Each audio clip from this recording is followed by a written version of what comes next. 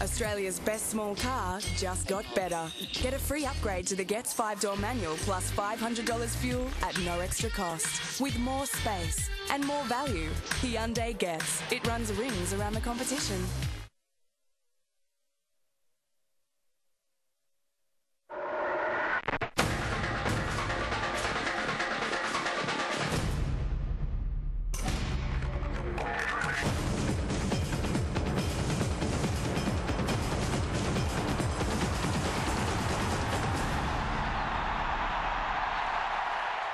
Welcome to Germany! Welcome to Germany! Dribble 2006 World Cup, and I'm telling you for a fact, the dream is still alive! Roy, give us a tone, bro!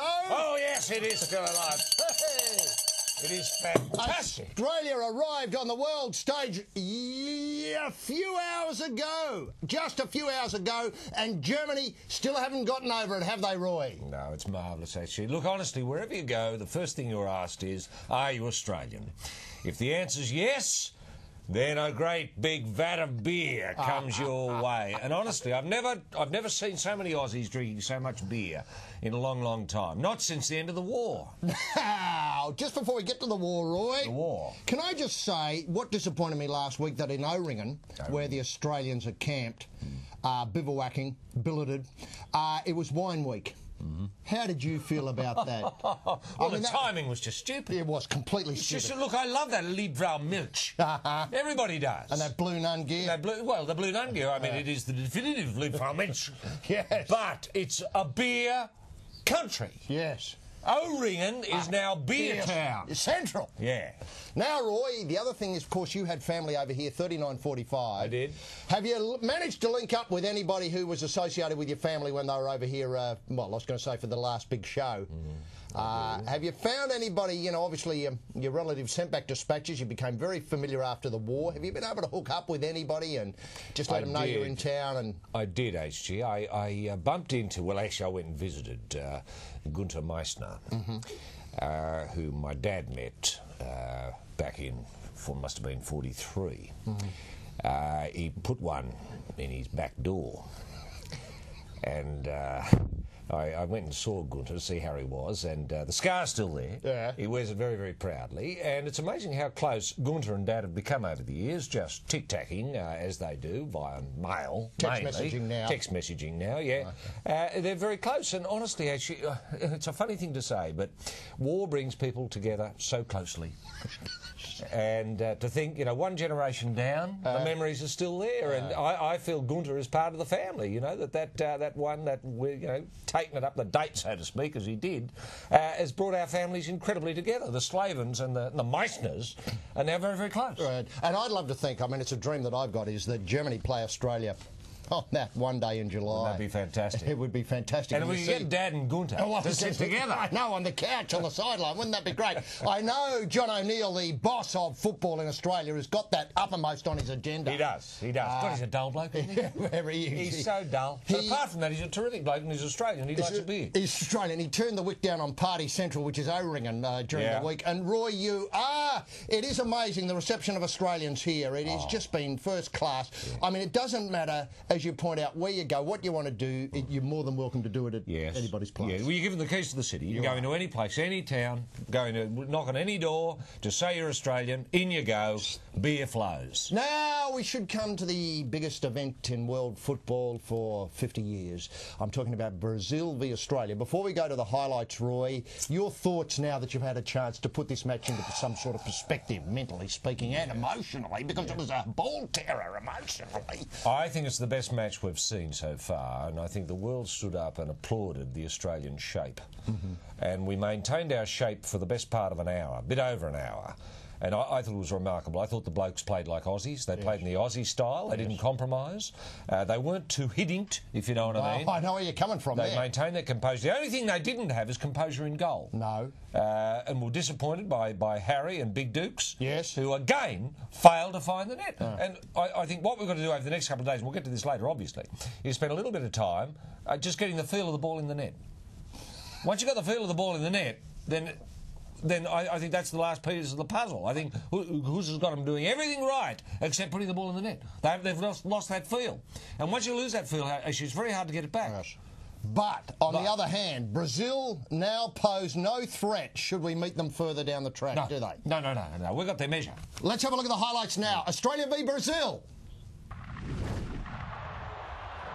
Yes, the team's coming out for this most important match, probably the most important match in football history. Ronaldo with the ball, having a shot there early on, Roy, and... he looks unfit, doesn't he? And look at that tackle from Grella there.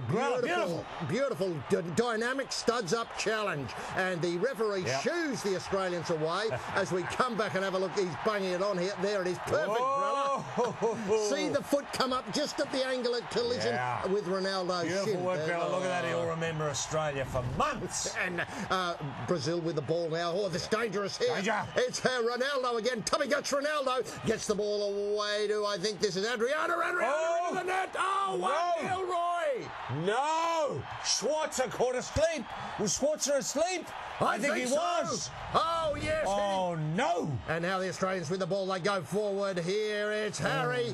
Harry is a chance here as the ball is in the box. Harry is on it. Oh, it fell to Harry's feet, and he couldn't put it into the back of the net. The only thing Hitting forgot to tell the boys is how to find the back of the net. Once again, threatening here, the Australian Bresciano with a shot, defused by the Brazilian keeper, and neatly tucked up. Bresciano, a heartbroken man. It's a beautiful shot from Bresciano. Look at that. Once again, Boot class. Boot fails to connect with ball in the appropriate manner. 85 minutes gone now. We go forward again. This might be the only chance. Big Dukes closed. Oh, no! To the top of the Just net. a bee's dick in it. And as we come now to the closing minutes, 88 minutes gone. Now it goes out wide. Oh, Brazilian wide here. They've got plenty of room here. Bounces off the furniture into the goal there. 2-0. 2-0, the greatest tragedy in Australian sport. Oh, favourites beaten here, Roy. I'm disappointed. I'm gutted. Gutted, totally. Australia did enough. Hitting did enough. Yes, well, Roy, the scoreline there, 2-0, but now... It doesn't tell the story. It doesn't tell the story, and, of course, we look forward to Stuttgart now. Stuttgart. With confidence, With confidence, Australia v Croatia. A draw, or obviously a win, will see us through to the round of 16, which is tremendous news. I hope we don't go for the draw. No. I'd like to really put the sword to Croatia. You know, there's been a lot of trash talk coming from... You know, Australians very close to the Croatian camp, a little bit uncomfortably close for mine. Yes. So I think we've got to really, you know, go out and just put them in the frame of mind where they don't want to play football anymore. You know, I was a bit down in the dumps. I know you were. After I was the upset loss. too. Yeah, black armband. Black armband. But I went out and had a good meal of ham hocks, a favourite in the Stuttgart area. They're magnificent eating, and look at them, beautifully roasted there. I could just sink the teeth into them again, because I find a really big plate of ham hocks can alter the mood wonderfully. You know, obviously we had to call it... With beer, actually, with beer. Oh, well... Right. I mean, what do you think? I'm an idiot? Do you think I'm from somewhere out in the Pacific? Something like that? I'm an Australian. Of course I was with beer. But the mood picked up pretty quickly after a good plate of ham hocks, which does wonders with a few beers for the emotional mood vis-a-vis Australia v Croatia. Now, you were lucky enough after the match to spend some time with Hoos. He was a bit dumpy, wasn't he, for a while, down in the dumps. But he sparked up a little bit after a while, didn't he? And he feels as though there's a few wins left. There's a lot of goals left in Mark, obviously, because he hadn't kicked... Well, he hasn't troubled the goal, the scorer yet. No, and he feels as though Bresciano and Harry are just itching to get on the board as well. They are, but I would counsel here, actually, that Harry's not going to get a better chance than he had earlier today. No, obviously. You know? I mean, that was an open goal. I mean all he had to do was tool it over. I mean, it was so easy. It was a vacant space. Any kid in Balmain under 8s would have got that one. That's my disappointment about that bit from Harry. I mean, he made us look ordinary out there. Did. Do you know what I mean? He did. Really ordinary. And it's not right that Australians are made to look really ordinary here in Germany. We're holding our end up in the party stakes. The festival of football is Australian. Yes. Well, if we can't score, we might as well go home. I just worry that Harry probably isn't drinking enough beer. Now, that was the impression I got.